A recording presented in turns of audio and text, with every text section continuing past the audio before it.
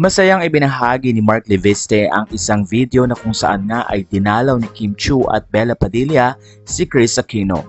Maraming netizen ang natuwa dahil iniisip nila na muling nagkabalikan si Kris at si Mark Leviste. Or sa kabila man ng kanilang breakup ay nananatiling nandun si Mark para alalayan si Kris Aquino. Pero hindi man ipinakita ang itsura ni Kris ngayon. Marami pa rin na nagpipray na sana daw ay maging maayos si Kris lalo na sa pagdating ng 2024.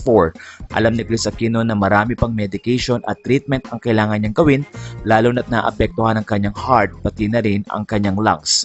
Prayer ng mga netizen ang patuloy na paggaling ni Kris para daw makauwi na ito ng Pilipinas.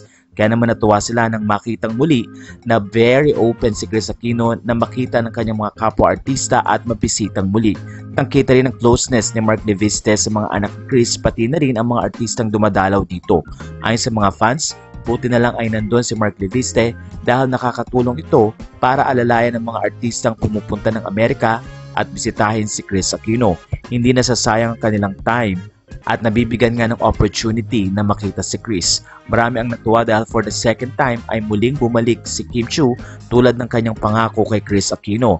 Matatandaang late this year ay bumisita rin si Kim kay Kris para doon nga ay magkaroon ng bonding at makapag-usap. Kaya namang sobrang saya ng mga fans dahil sobrang init din ng pagtanggap ni Bimbi nang makita niya si Kim. Matatanda ang last time na nagpunta si Kim ay hindi nakita ni Bimbi dahil lumabas ang nasabing anak ni Kris.